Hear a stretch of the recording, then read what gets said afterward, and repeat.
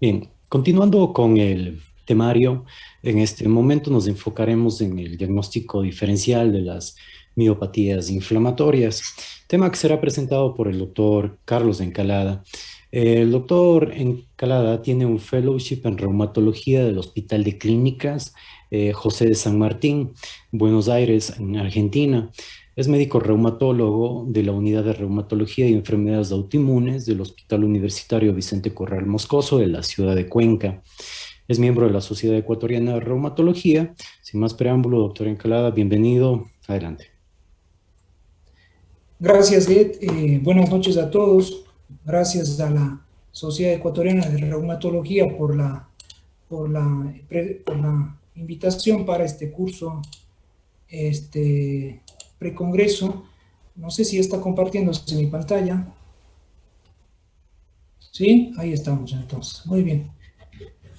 Bueno, muchas gracias nuevamente a la Sociedad Ecuatoriana de Reumatología por este tan loable curso del Congreso de Reumatología. El tema que me ha tocado esta noche, como ustedes pueden darse cuenta, son diagnósticos diferenciales de miopatías inflamatorias.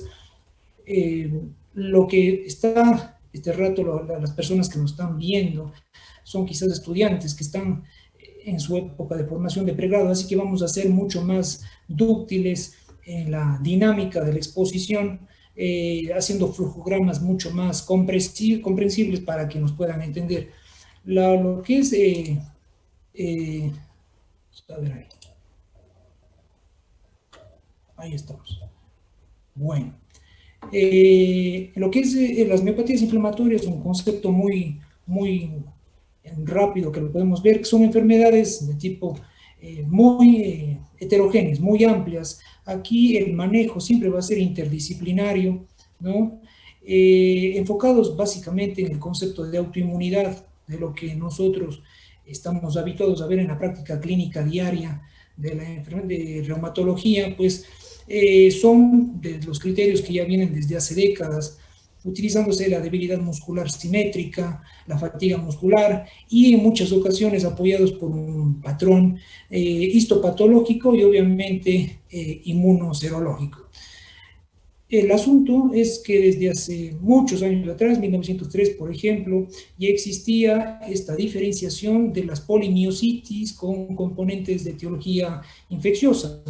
Más adelante, por ahí en 1916, hubo también una asociación de estos problemas musculares inflamatorios con problemas neoplásicos. El, los criterios de clasificación de las miopatías inflamatorias, que ya lo tenemos desde hace mucho tiempo atrás en los grandes tratados de reumatología, pues utilizan unos criterios de clasificación como los de Bohan y Peter, ¿no? Que tienen, como ustedes pueden darse cuenta, una sensibilidad muy buena, pero que siempre han tenido por ahí una falencia, como todo criterio que es de clasificación y no criterio diagnóstico, pero que nosotros los extrapolamos en la práctica clínica diaria para hacer el diagnóstico de nuestros pacientes con estos problemas musculares. Es así que el consenso internacional europeo, una publicación más actualizada, reunió los mismos criterios clínicos de Bohan y Peter y encontró, pero lo asoció con los autoanticuerpos que actualmente utilizamos. Vemos que la sensibilidad es un poco baja comparado con los criterios de Bohan y Peter, sin utilización de la histopatología muscular. Cuando tenemos la histopatología muscular, pues obviamente esta sensibilidad sube. La especificidad es lo que ha mejorado con los nuevos criterios de clasificación, y lo que les mencioné anteriormente son estos 7 subtipos de miopatías inflamatorias que nosotros conocemos en la práctica reumatológica habitual, partiendo desde las polimiositis, las dermatomiositis juvenil o las dermatomiositis amiopáticas. Podemos darnos cuenta, ¿no?, que es lo que nosotros vemos habitualmente. Los nuevos criterios, ¿no?, para un poco para que lo puedan ver los espectadores, es un poco engorroso debido a estos scores o puntajes que en la práctica clínica diaria pues obviamente nos demandan mucho tiempo. Si bien es una enfermedad relativamente rara dentro de nuestras enfermedades autoinmunes, pero ponernos a hacerlos este score para dar el diagnóstico definitivo de un paciente, pues es obviamente engorroso. Vemos que lo toma, por ejemplo, la edad, vemos esta debilidad muscular simétrica progresiva, sea de miembros superiores o de miembros inferiores, el compromiso de la musculatura flexora cervical comparada con los extensores de dicha musculatura, y obviamente también las manifestaciones cutáneas. Vemos en el lado izquierdo que no existe todavía el compromiso, o existe sin el componente de una histopatología muscular, y al lado derecho pues existe el puntaje que aumenta cuando tenemos la histopatología muscular. Los signos clásicos, las pápulas y los signos de Gotro, ¿no?, que encontramos en las metacarpofalángicas, y que siempre estamos asiduos a buscarlo, y estamos ahí en la práctica siempre con los estudiantes siendo un poco quisquillosos en la búsqueda de esto cuando existe un paciente con estas manifestaciones clínico-sintomáticas, el componente también de la dismotilidad esofágica, y lo que se agregó con estos nuevos criterios, ¿no?, que ustedes pueden darse cuenta, es uno de los tantos autoanticuerpos, pero lamentablemente, y ahí vienen los problemas que tenemos en esta enfermedad autoinmune, que no disponemos comercialmente de todos los autoanticuerpos. En estos nuevos criterios de clasificación, lo que ustedes pueden darse cuenta es que solamente hay una asociación con el antisintetasa HO1, y los clásicos transaminasas TGO, TGP y la creatinfosfoquinasa, ¿no? Y en la parte inferior, pues ya la histopatología muscular. Esto nos da, obviamente, y lo que indica, ¿no?, que todavía es muy subjetivo el momento de dar el diagnóstico de estas miopatías inflamatorias todavía idiopáticas desde el campo reumatológico, autoinmune, que lo vemos, como les repito nuevamente, más habitualmente en la parte del consultorio reumatológico. Si contamos con una biopsia, ustedes pueden darse cuenta, y este score más de 6.7 o menos 8.7, pues es una miopatía inflamatoria probable, ¿no? Sigue dentro de estos clásicos lineamientos de los tratados, que es probable, posible o definida miopatía inflamatoria. Sigue siendo muy todavía ambiguo, y cuando tenemos la biopsia muscular, pues obviamente un puntaje un poco inferior, pero la probabilidad de que el diagnóstico pues, sea una miopatía inflamatoria aumenta. En la parte inferior podemos darnos cuenta que no difieren mucho los criterios nuevos, salvo los anticuerpos que le mostré, el antisintetasa HO1, con los antiguos criterios de clasificación, pero lo que es importante y lo que viene a colación esta charla de la noche es cabalmente por un curso precongreso. Nosotros lo que tenemos que ser asiduos en la práctica clínica. El médico tiene que estar basado más en el hecho, más que en la parte histopatológica o inmunopatológica o laboratorio. En este tipo de compromiso muscular es ser muy perspicaz y un trabajo interdisciplinario con especialidades como neurología, terapia física, también otras especialidades como cuando hay un compromiso y sospechamos de eso, cardiología, que genética, que tenemos que pues abrir un poco más el campo. Quizás si nosotros estamos muy enfocados solamente y vemos clásicamente la debilidad muscular simétrica proximal de miembro inferior, miembro superior, elevación de la transaminasa, creatinfosfoquinasa, paciente de 40 años, y le catalogamos ya inmediatamente como una miopatía inflamatoria idiopática, pues yo creo que estamos cayendo en un graso error, por el hecho de que existe un abanico muy amplio dentro de este flujograma diagnóstico de lo que es miopatías inflamatorias. Es muy común en la práctica diaria que nos envíen otros colegas por elevaciones de creatinfosfoquinasa o la debilidad muscular, las mialgias, es muy, muy frecuente, ¿no? Y obviamente, y ahí viene el asunto de por qué la importancia del reumatólogo, y lo que les digo siempre a mis estudiantes en los hospitales, es que Los otros colegas se basan en nosotros en que tenemos una mayor experticia en lo que es los autoanticuerpos. Cuando nos hacen este tipo de consultas, es evidente que pedir los anticuerpos antinucleares es importante, pero no es el diagnóstico sine qua non de este tipo de enfermedad autoinmune. No, lo que les he dicho a ellos, y cabalmente va dirigido a muchos de los estudiantes que nos están viendo, no es solamente la titulación de un anticuerpo el que nos marque el diagnóstico. Muchas veces tenemos resultados falsos positivos y son más bien secundarios a procesos infecciosos, oncológicos. Por eso la perspicacia, por eso la experiencia clínico-semiológica es importante.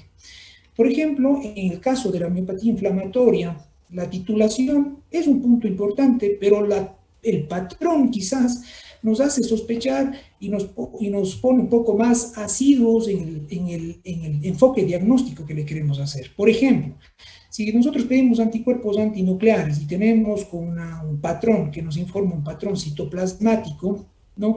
Podemos pensar en que este paciente tiene un autoanticuerpo, ¿no? Como por ejemplo el MDA5, y podemos pensar y sospechar un compromiso cutáneo, un pronóstico incluso ya. Lamentablemente, y como les mencioné antes, de manera comercial, los autoanticuerpos para miopatías inflamatorias no están disponibles en todos los laboratorios a nivel nacional e incluso a nivel internacional. Muchos de ellos todavía están en estudios, están en fases de protocolos. Si tenemos, por ejemplo, un patrón nuclear, nosotros podemos sospechar ya que algún tipo de antígeno de extracción nuclear específico podría darnos, por ejemplo, el RO, una forma mixta, un RNP u otros más, un MI2, si también tiene un compromiso cutáneo. Y si tenemos un nucleolar, un patrón nucleolar, pues tenemos que ver que exista a lo mejor una superposición de enfermedades de componente autoinmune, por ejemplo, una esclerosis sistémica con una polimiositis. Entonces, la titulación para este tipo de enfermedades es importante. Partiendo de esto, todavía, los autoanticuerpos, que ustedes pueden darse cuenta en la parte superior, en la parte de miositis, son muy escuetos. Los nuevos criterios lo ponen al WHO, ¿no? Pero tienen otros más dentro de los anticuerpos específicos para este tipo de miositis, como el PL7, el PL12, el OGL, pero lamentablemente solo hasta el PL7 se encuentran comerciales a nivel nacional, el resto pues son muy infrecuentes que no se lo haga. La frecuencia, ustedes se dan cuenta, también es muy baja, componentes a nivel de dermato o polimiositis, pero la clínica que nos da es lo que es la famosa síndrome de sintetasa, con el componente articular, muscular, la enfermedad pulmonar intersticial, las famosas manos de mecánicos semiológicas que hemos encontrado. Y en la parte de la dermatomiositis tenemos el MI2, que tiene un componente de alta prevalencia a nivel cutáneo, y el MDA5, pues obviamente que es de muy mal pronóstico con compromiso neoplásico. Se está estudiando mucho más en poblaciones europeas, asiáticas, y vamos a ver qué pasa con el futuro acá.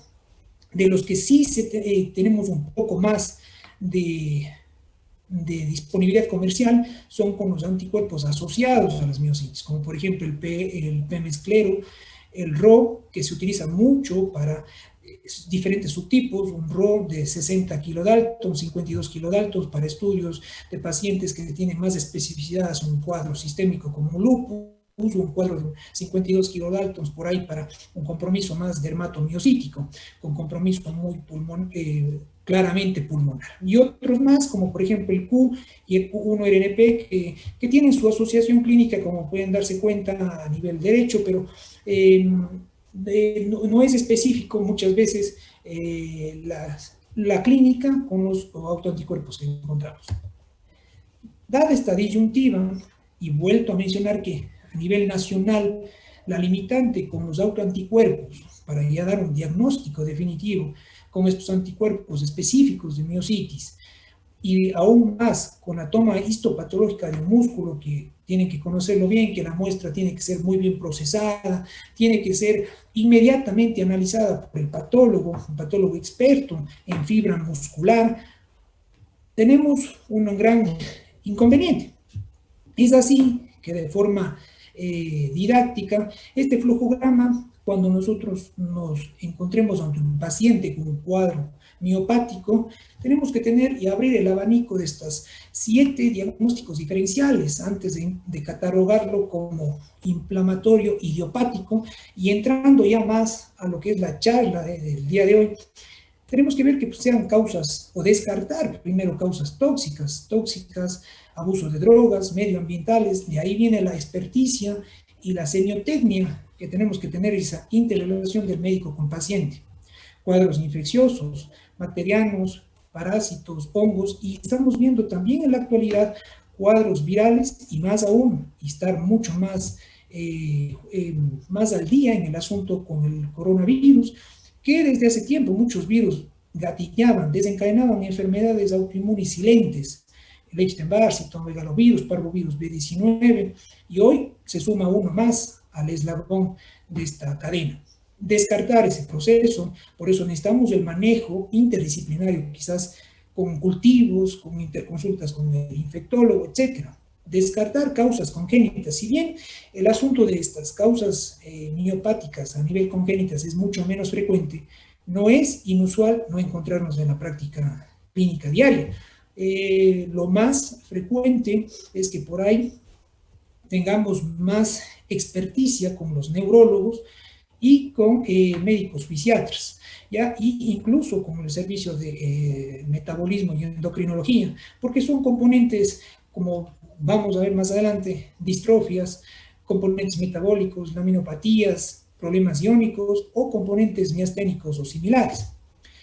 Si tenemos dentro de la categoría autoinmune y lo catalogamos ya como miopatías inflamatorias, pues tendríamos que ver todo lo que anteriormente les mencioné en las diapositivas previas, ¿no? Los autoanticuerpos, porque esa es la base del reumatólogo. Quizás saber con mucha claridad qué tipo de anticuerpo es, qué titulación tenemos, qué patrón es, para nosotros estar pendiente de eso.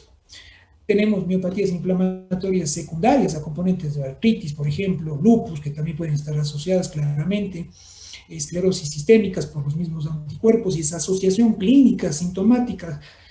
Tenemos componentes de alguna miositis eosinofílica, componentes de sarcoidosis, aunque en nuestro medio no es muy frecuente, siempre pensamos más bien en tipo granulomatosas infecciosas de tipo micobacterias, y las mismas miasténicas que está catalogada porque son un componente de base autoinmune. Secundarias miopáticas, hay que pensar también que no sea isquémicas, compresivas, y si bien puede haber cierta interrelación, ¿no?, y juxtaposición entre unas componentes de tipo, por ejemplo, infecciosas, virales, como les mencioné, que activen, desencadenen, gatillen miopatías inflamatorias ocultas, pues eso también puede haber en este flujograma. Trastornos iónicos, hipercinesias, fasciculaciones, trastornos endocrinos, tirotoxicosis, por ejemplo, distonías. Y es muy importante ver esto, ya que las miopatías son los grandes simuladoras de problemas paraneoplásticos, así que hay que ser muy perspicaz y pensar en personas también de cierto componente etario, ¿no? Por eso hacer un panel completo, ver cómo está un panel semiológico a cabalidad. Causas traumáticas, ejercicios extenuantes pueden ocasionar problemas miopáticos, traumas también. Y idiopáticos, como ustedes pueden darse cuenta, elevaciones asintomáticas de la CPK. Empezando de esta última, es muy frecuente, como les mencioné, que nos envíen por elevaciones de CPK. Hay muchas causas por las cuales tenemos que tenerla presente. No quizás acordarnos de todas, eso es imposible, pero sí las más frecuentes. Por ejemplo, la etnia, el ejercicio físico prolongado eleva la CPK. Muchas veces hay que retomar una muestra de esta enzima, indicarle bien al paciente la nueva toma para que sea una muestra mucho más fidedigna. Traumas, como les mencioné, consumos constantes de alcohol, hipotiroidismo, medicamentos que vamos a hablar más adelante, y otro tipo de miopatías como pueden ser metabólicas, musculares, dentro de las que ustedes pueden darse cuenta. Hablando de las miopatías distróficas, el área quizás más, más enfocada en esto son la parte genética neurológica. Se ha visto causas de disferlinopatías muy amplias. En la cabeza podría estar, por ejemplo, la miopatía de Miyoshi, pero hay muchas más, quizás. Una de las principales podría ser esta. Al lado derecho ustedes pueden darse cuenta, ¿no?, que estos pacientes con este tipo de disferlinopatía tienen falta de respuesta a los corticoides, y nosotros tenemos que estar un poco más pendientes, porque tenemos miopatías por cuerpos de inclusión que muchas veces fallan a la respuesta de corticoides y seguimos pensando en que sea una miositis por cuerpos de inclusión, y a lo mejor estamos con este tipo de miopatía distrófica. Tenemos el signo de Popeye, que nos daría a pensar que tiene alguna disrupción del tendón del bíceps braquial, y realmente es este tipo de enfermedad. También presenta niveles elevados de PK, y obviamente aquí tenemos que apoyarnos con la parte genética. Lo mismo, como pueden darse cuenta en la figura de abajo, está el signo de la escápula alada, que nos da la distrofia facio-escapulohumeral, y como ustedes pueden dar cuenta también, puede presentar niveles elevados o puede estar niveles normales de CPK, pero la diferencia va a ser con los cuadros cromosómicos, genéticos, que tenemos que apoyarnos. Distrofia de Becker, miopatía miotónica proximal, o la sarcoglicanopatía, que también son componentes de estas miopatías distróficas. Así que tenerlas en cuenta no es lo habitual, son enfermedades raras, pero tenerlas siempre en cuenta. Esta figura, muy didáctica, nos ayudaría un poco, no es del área nuestra, pero cuando el paciente presenta alguna distrofia muscular, los diferentes patrones que nos ayudarían a ser un poco más asiduosos y ver cuál de los componentes musculares serían los que estarían más enfocados en estos. Ustedes pueden dar cuenta que casi son figuras que se yuxtaponen unas con otras, pues obviamente aquí la histopatología va a ser importante. Hay componentes que vamos a hablar más adelante aquí, hacia el nivel de las enfermedades neuromusculares, que ya nos vamos a apoyar en cambio con un examen complementario como es la electromiografía, ¿no? Y ahí obviamente nos va a dar ya enfermedades neurológicas periféricas, como por ejemplo de la motoneurona, atrofia muscular o los cuadros miasténicos gravis, que ya son, esta última sobre todo tiene un componente autoinmune con medicamentos que se dan inhibidores de la colinesterasa, incluso con glucocorticoides e inmunosupresores también, pero aquí ya se apoya con la parte de la electromiografía. En el lado izquierdo podemos ver otro tipo de diagnósticos diferenciales que podemos tener: miopatías endocrinológicas, cuadros de Cushing, en donde los niveles de CPK o las transaminasas están normales, pero existen en todos un componente de debilidad muscular, sea simétrica, asimétrica, pero no es patognomónico de ninguna de ellas. Miopatía tirotoxicósica, habría que ampliar el abanico de los exámenes complementarios con función tiroidea.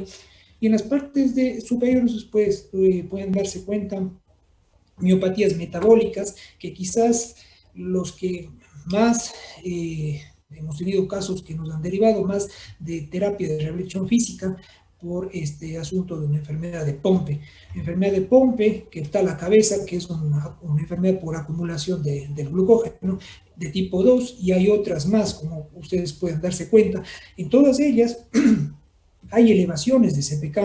En el caso, por ejemplo, de una enfermedad por depósito de glucógeno tipo 7, hay elevación de CPK, bilirrubina alta, reticulocitosis, y en algún momento nosotros vamos a pensar que exista un componente de una anemia hemolítica, y estamos totalmente errando en ese diagnóstico. Entonces, aquí en estos más bien son enfermedades que tenerlas en cuenta, como les vuelvo a decir, pero aquí el tratamiento se basa en un manejo interdisciplinario, más de la parte neurológica en estos casos, reposiciones enzimáticas, pero hacer lo que corresponde por parte del reumatólogo, pensar, ¿no?, en todo este tipo de enfermedades que pueden estar presentes al frente de un paciente que tenga una debilidad muscular, que tenga una elevación de la creatinfosfoquinasa, que tenga elevaciones, en el caso, por ejemplo, de la enfermedad de McArdle, que tenga mioglobinuria, pensar que tenga un componente de destrucción de muscular, y actuar asiduamente con el resto de especialidades.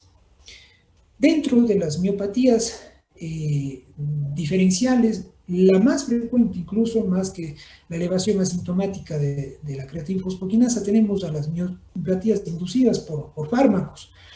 A la cabeza, lo que más utilizamos, corticosteroides. Se da igualmente un aumento de la creatina fosfoquinasa, hay una debilidad muscular proximal, distal, pero es fácilmente reversible cuando nosotros comenzamos a hacer un descenso gradual, escalonado del tratamiento. Miopatías por estatinas, hace poco tuvimos unos pacientes con este compromiso de una mixtura de mezcla de estatinas con antibióticos, obviamente desencadenó un componente miopático, retirando el fármaco, pues obviamente mejora, y otros fármacos como antirretrovirales o medicamentos ya de vieja data, la derpinicinamina, el cupripen, que se utilizaba antiguamente para la esclerosis sistémica, el interferón, que se utiliza para cuadros hepáticos, la procainamida, que ya no se lo utiliza mucho en la parte de trastornos del ritmo cardíaco, y dos fármacos que son muy usados también en nuestra práctica habitual, como los antimaláricos y la colchicina, también tenerlos en cuenta, porque si bien no es algo habitual, pero habría que hacer y ser muy meticuloso, incluso en el uso de los fármacos que el paciente con estas dolencias acude a la consulta. Eso sería todo. Quiero agradecerles nuevamente por su atención y estoy abierto a las dudas y preguntas que puedan tener. Muchas gracias.